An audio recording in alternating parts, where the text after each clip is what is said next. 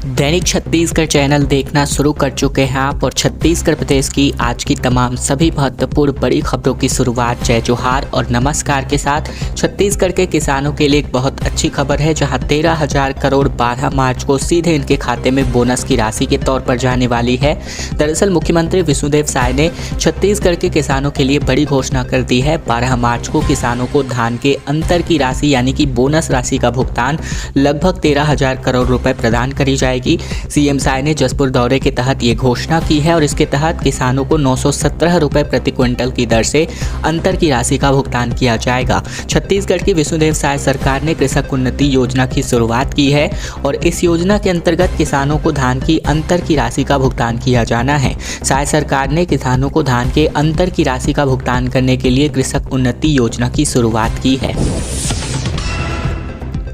BJP ने candidates की घोषणा कर दी है लोकसभा चुनाव के लिए, जहां छत्तीसगढ़ की सभी 11 सीटों पर भाजपा ने अपने प्रत्याशियों का ऐलान कर दिया है। दरअसल चुनाव 2024 के लिए लोकसभा चुनाव के लिए 11 सीटों पर लोकसभा सीटों पर अपने प्रत्याशियों की घोषणा भाजपा ने कर दी है। पिछली बार 9 सीटों पर भाजपा और 2 सीटों पर कांग्रेस को जीत मिली थी।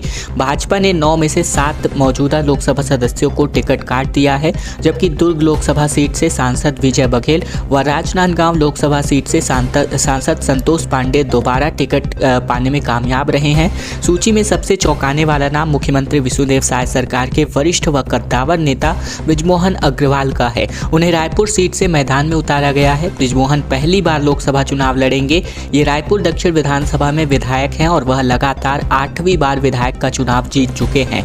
वहीं पूर्व राज्यसभा सदस्य व तेज तर्रार नेत्री सरोज पांडे को लोकसभा की तीसरी बार टिकट मिली है। वह कोरबा से चुनाव लड़ने वाली है। विधानसभा चुनाव की तर्ज पर आचार संहिता से पहले भाजपा ने प्रत्याशियों के घोषणा कर दिए हैं। 11 में से 3 सीटों पर महिलाओं को टिकट मिली है, जबकि पिछली बार भाजपा ने 2 महिलाओं को टिकट दी थी।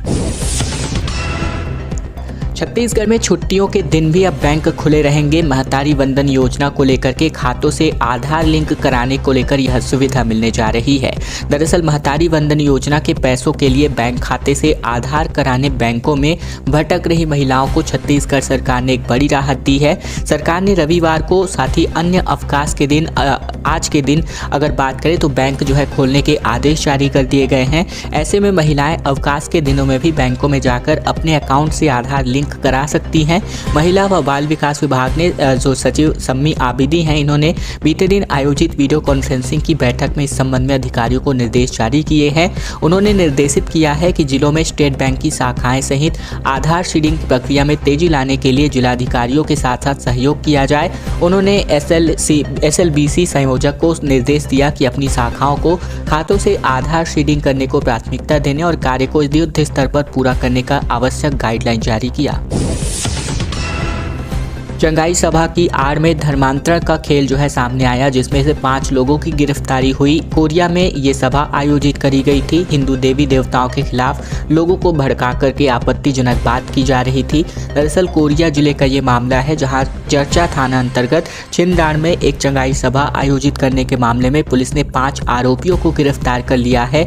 इन पर चंगाई सभा में धर्मांतरण कराने का आरोप है। RSS के कार्यकर्ताओं ने चंगाई सभा के आयोजकों को चर्चा पुलिस को सौंपा है। वहीं पुलिस ने ईसाई समाज के 5 आरोपियों के खिलाफ सख्त कार्यवाही की है। सभी आरोपियों को न्यायालय से जेल भेज दिया गया है।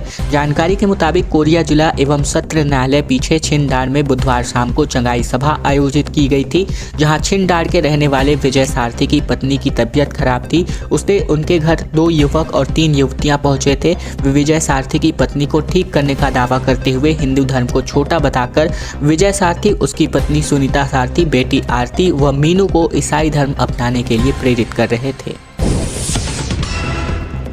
छत्तीसगढ़ में ओल्ड पेंशन योजना का लाभ मिलना शुरू हो चुका है। मृत कर्मचारी की पत्नी को पेंशन की राशि मिली और यहाँ PPO ऑर्डर भी आप देख सकते हैं। छत्तीसगढ़ में शासकीय कर्मचारियों के लिए एक बड़ी खबर है, जहाँ OPS के तहत उन्हें पेंशन का लाभ मिलना शुरू हो चुका है। एक मृत कर्मचारी की पत्नी को PPO का ऑर्डर मिला है। सर्व शिक्षक संघ के प्रदेश अध्यक्ष विवेक दुबे ने हाल ही में वित्त मंत्री OP चौधरी से मुलाकात की थी और उन्हें 80 ऐसे कर्मचारियों की सूची सौंपी थी जिनके परिजन शासकीय कर्मचारी थे थे और जिनकी मृत्यु हो चुकी है और जिन्होंने पुरानी पेंशन के लिए आवेदन किया है लेकिन प्रक्रिया में देरी हो रही है।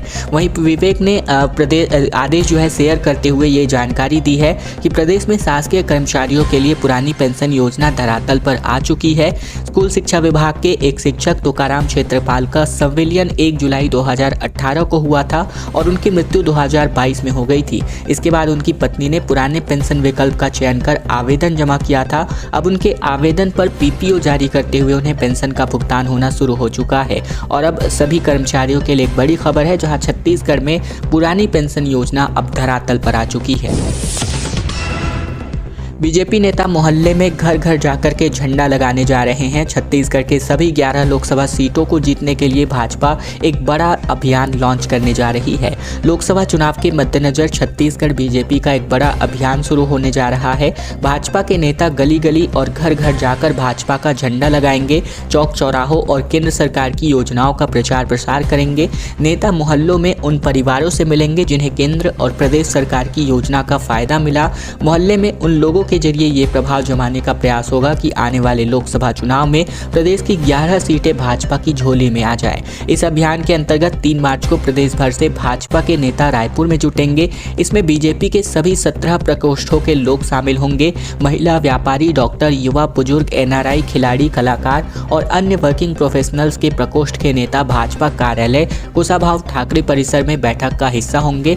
वहीं भाजपा के प्रदेश महामंत्री और प्रकोष्ठों के संयोजक रामजी भारती ने बताया कि सम्मेलन में प्रदेश के मुख्यमंत्री विष्णुदेव साय, भाजपा प्रदेश अध्यक्ष किरणदेव सिंहदेव, साथ ही प्रदेश महामंत्री संगठन पवन साय, क्षेत्रीय संगठन महामंत्री अजय जामवाल सहित कुल मिलाकर समस्त 17 प्रकोष्ठों के संयोजक, अध्यक्ष, पदाधिकारी व कार्यकर्ता उपस्थित रहने वाले हैं। पिंडरा में बच्चों के साथ बैठ करके न्योता भोजन आयोजित हुआ। डिप्टी सीएम, भाजपा प्रदेश अध्यक्ष सहित स्वास्थ्य मंत्री शामिल हुए। अतिथियों ने यहां पर भोजन परोसा। छत्तीसगढ़ प्रदेश भाजपा के अध्यक्ष किरण सिंहदेव के साथ डिप्टी सीएम अरुण साव, स्वास्थ्य मंत्री श्याम बिहारी जायसवाल, विधायक धर्मलाल कौशिक सहित बीते दिन पिंडरा में पहुंचे, जहां सभी नेता Swami Atmanand English medium school में न्योता भोज कार्यक्रम में शामिल हुए। उन्होंने स्कूली बच्चों के साथ भोजन किया और उन्हें भोजन भी परोसा। इस दौरान बड़े नेताओं को अपने बीच पाकर बच्चे काफी उत्साहित नजर आए। प्रधानमंत्री पोषण शक्ति योजना में समुदाय की भागीदारी को जोड़ते हुए न्योता भोजन की एक अनूठी पहल की गई है। छत्तीसगढ़ में स्कूली बच्चों को अब नियमित रूप से मिल रहे भोजन के अलावा समाज के अग्रणी और सक्षम लोगों के जरिए भी न्योता भोजन में पौष्टिक और रुचिकर खाद्य सामग्री मिल सके, इस बाबत इस योजना को लाया गया है। न्योता भोजन 3 प्रकार के हो सकते हैं, जहां पूर्ण भोजन शाला की सभी कक्षाओं के लिए, आंशिक भोजन भोजन किसी भी कक्षा विशेष के लिए और अतिरिक्त पोषण सामग्री यानी न्योता भोजन का उद्देश्य समुदाय के बीच अपनेपन की भावना का विकास है। चोरी और गुम हुए 102 मोबाइल फ़ोन बरामद हुए हैं। जांजगीर चांपा एसपी ने मोबाइल धारकों को उनके वापस लौटाया, पोर्टल में जानकारी देने की भी अपील की है। दरअसल जांजगीर चांपा जिले के अलग अलग थाना क्षेत्र में मोबाइल फ़ोन की गुम और चोरी की सूचना थाने में दर्ज कराई गई थी। इस पर कार्यवाही करते हुए साइबर टीम ने ट्रेस कर राज्य और अन्य राज्यों से 102 मोबाइल को बरामद किया है। एसपी विवेक शुक्ला ने मोबाइल धारकों को रक्षित केंद्र में सभी मोबाइलों का वितरण किया और इसकी कीमत तकरीबन 18,50,000 रुपया की गई है। इस दौरान विवेक शुक्ला ने मोबाइल फोन से होने वाली साइबर क्राइम को लेकर आम नागरिकों को अपराधों के बारे में अवगत भी कराया। उन्होंने कहा कि बदलती दुनिया में टेक्नोलॉजी के जरिए हम सभी लोग आगे बढ़ रहे हैं। मोबाइल फ़ोन हमारी ज़िंदगी का एक अहम हिस्सा है। इसमें हम सब अपनी सारी ज़रूरतें के कागजात और डॉक्यूमेंट्स रखते हैं, इसीलिए सबसे ज़्यादा स्ट्रॉन्ग पासवर्ड मोबाइल फ़ोन में ही रखा जाता है। रायपुर के सब्जी मार्केट में कांग्रेस का प्रदर्शन देखने को मिला, जहां पीसीसी चीफ दीपक बैज ने सब्जियां खरीदी और दाम पूछ करके कहा कि 1 किलो तक नहीं खरीद पाऊंगा।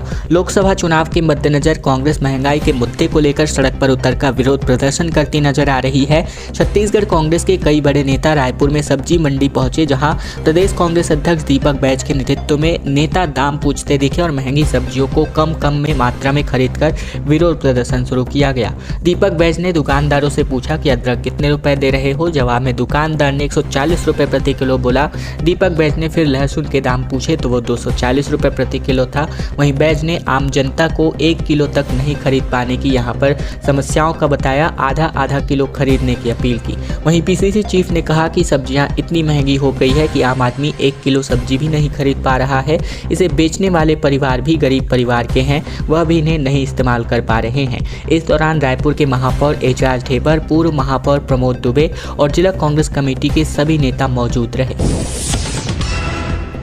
अरपा भैंसाझार नहर निर्माण में भू अर्जन के मामले में गड़बड़ी का मामला सामने आ रहा है, जहां गलत मुआवजा बांटकर शासन को करोड़ों का चूना लगा दिया गया है, जिसकी वजह से पटवारी सस्पेंड है।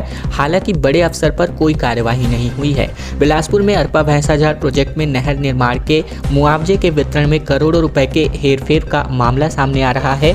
कलेक्टर ने तत्कालीन पटवारी दिलशाद अहमद को सस्पेंड कर दिया है। वहीं जल संसाधन विभाग की जाँच रिपोर्ट में 13 करोड़ रुपए की रिकवरी निकली है, जिसके बाद जिला स्तरीय जांच समिति बनाई गई है। और बड़ी बात यह है कि भारी पैमाने पर हुई इस गड़बड़ी के लिए केवल पटवारी को दोषी मानकर खाना आपूर्ति कर दी जा रही है। मामला अरपा भैंसाझार परियोजना में करोड़ों रुपए के अवैध तरीके से मुआवजे बांटने का है। जो जमीन नहर में नहीं आ रही थी उसका भी मुआवजा दे दिया गया, लेकिन अब तक ना तो कूट रचना कर फर्जी दस्तावेज तैयार करने वाले अफसर और न ही मुआवजा पाने वाले पर कोई कार्यवाही की गई है। इस पूरे मामले में राजस्व विभाग के तत्कालीन अफसर की भूमिका भी संदिग्ध मामले में है। वहीं विधानसभा सत्र के दौरान बिल्हा विधायक धर्मलाल कौशिक और तखतपुर विधायक धर्मजीत सिंह ने इस मुद्दे को उठाया था। वहीं साथ ही उन्होंने सवाल किया था कि नहर निर्माण में गलत मुआवजा बांटने की अब तक ना तो जांच कराई गई है और ना ही दोषी अफसरों पर कोई कार्यवाही की गई है। राज्य में सिकल सेल के 25 लाख मरीज यहां पर दिखाई दे रहे हैं। तकरीबन गर्भ में सिकल सेल का पता लगाकर इसको कंट्रोल किया जा सकता है, पर वही मशीन 7 साल से ताले में बंद है। राज्य में सिकल सेल पीड़ितों की संख्या 25 लाख से ज़्यादा है और इसे कंट्रोल करने के लिए 2007 में सिकल सेल प्रोजेक्ट शुरू की गई थी, जहां मरीजों की खोजबीन में 26 करोड़ रुपए खर्च कर दिए गए थे।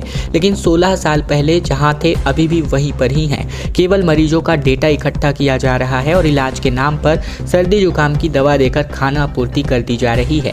जबकि मेडिकल कॉलेज में ऐसी मशीन है जिससे सिकल सेल पीड़ित गर्भवती महिला के गर्भ में 10 से 11 हफ्तों के दौरान जांच कर ये पता लगाया जा सकता है कि आने वाला बच्चा सिकल सेल पीड़ित होगा या नहीं। अगर होगा तो इसके फैलने वाले ग्रसित होंगे या नहीं, ताकि इसका पता लगाकर माता पिता का बच्चा जन्म न देने की भी सलाह दी जा सके। और इसी मकसद से खरीदी गई मशीन गई थी, लेकिन ये 8 सालों से मेडिकल कॉलेज के अस्पताल में ताले में बंद है। वहीं मशीन से एक भी सिकल सेल पीड़ित की अभी तक जांच नहीं कर पाई गई है। जापान से ये मशीन 2016 में तकरीबन 50 लाख रुपए में खरीदी गई थी और अब के समय में इसकी कीमत करोड़ों में है। उसी समय यही दावे किए गए थे कि इस मशीन की मदद से छत्तीसगढ़ में पीढ़ी दर पीढ़ी चली आ रही बीमारी को कंट्रोल करने में मदद मिल सकती है, लेकिन ऐसा होता हुआ कुछ दिखाई नहीं दे रहा। महंगाई के खिलाफ कांग्रेस सड़कों पर उतर आई है। जगह जगह जिलों में प्रदर्शन किए गए। इसी के साथ बालोद में केंद्र और राज्य सरकार की विफलताओं को लेकर कांग्रेस ने प्रदर्शन किया। बालोद जिले में बीते दिन बढ़ती महंगाई को लेकर कांग्रेस ने प्रदर्शन किया केंद्र सरकार के खिलाफ। जहां महंगाई के खिलाफ झंडे को लेकर कांग्रेस शहर में प्रदर्शन करती नजर आई। शहर के घड़ी चौक चौराहों और शहर के ग्रामीण क्षेत्रों के कार्यकर्ताओं ने केंद्र और राज्य सरकार के खिलाफ नारेबाजी की। जहाँ कांग्रेस कार्यकर्ताओं ने कहा कि केंद्र की मोदी सरकार विफलताओं और गलत नीतियों के कारण देश में महंगाई बढ़ी है। खाद्य पदार्थ, सब्जी, petrol, diesel, LPG, CNG, PNG जैसी कीमतों में बेतहाशा वृद्धि हो रही है। इसीलिए यहां विरोध प्रदर्शन किया गया। बिलासपुर में बीजेपी के लोकसभा चुनाव कार्यालय का उद्घाटन किया गया। अमर अग्रवाल ने 56,000 की लीड का दावा किया। कहा 11 टिकटें कमल छाप घोषित है। दरअसल बिलासपुर विधानसभा क्षेत्र अंतर्गत राजेंद्र नगर में बीजेपी लोकसभा चुनाव कार्यालय का उद्घाटन किया गया और इस दौरान भाजपा के क्लस्टर प्रभारी अमर अग्रवाल ने बिलासपुर विधानसभा के चुनाव में कार्यकर्ताओं ने उन्हें 28,000 अधिक वोटों से जीतकर आज़ादी के बाद से अब तक के हुए सभी चुनावों का रिकॉर्ड तोड़ दिया है। अमर अग्रवाल ने कहा कि आगामी लोकसभा चुनाव हमें दुगने वोटों से जीतना है, क्योंकि हर लोकसभा चुनाव में बिलासपुर विधानसभा क्षेत्र में दुगने वोटों से जीतने का रिकॉर्ड रहा है। 2019 के लोकसभा चुनाव में मौजूदा डिप्टी CM अरुण साहब ने बिलासपुर विधानसभा से 45,000 से अधिक वोटों से जीत दर्ज की थी। बता दें कि नई दिल्ली में आयोजित केंद्रीय चुनाव समिति की बैठक में क्लस्टर प्रभारी होने के नाते अमर अग्रवाल भी शामिल हुए थे। आरक्षण के मोह में जैन और बौद्ध धर्म के सिख बन गए अल्पसंख्यक, ये कहना है शंकराचार्य निष्ठलानंद सरस्वती का, जिन्होंने कहा केवल मोदी ही नहीं बल्कि जो भी हिंदू धर्म की रक्षा के लिए आगे आए हम उनके साथ हैं। पूरी पीठाधीश्वर के शंकराचार्य स्वामी निष्ठलानंद सरस्वती ने शनिवार को जामुल में एक धर्म सभा आयोजित किया, जहां इन्होंने इस धर्म सभा में हिंदू धर्म पर बड़ी बात कही। उन्होंने कहा कि जैन, बौद्ध और सिख धर्म के लोग भी हिंदू हैं, इसे लेकिन आरक्षण के मुँह में आकर उन्होंने अपने आप को अल्पसंख्यक घोषित कर दिया है। भिलाई के जामुल में विशाल हिंदू राष्ट्र धर्म का सभा का आयोजन किया गया, जिसमें गोवर्धन मठ पीठाधीश्वरपुरी जगत गुरु शंकराचार्य निष्ठलानंद सरस्वती महाराज प्रवचन देने पहुंचे थे। धर्म सभा में पूछे गए एक सवाल पर उन्होंने कहा कि प्रधानमंत्री मोदी पर भी टिप्पणी की, जहां उन्होंने कहा कि हिंदू धर्म की रक्षा के लिए मोदी जरूरी है, लेकिन ऐसा कुछ भी नहीं है। मोदी से पहले से भी नेता था और उन्होंने भी हिंदू धर्म की रक्षा की, उनके समय भी हिंदू धर्म था, तो केवल मोदी ही नहीं जो हिंदू धर्म की रक्षा के लिए आगे आए हैं। उन्होंने हिंदू धर्म के अनुयायियों और उन पर आरक्षण को लेकर भी बड़ी बात कही।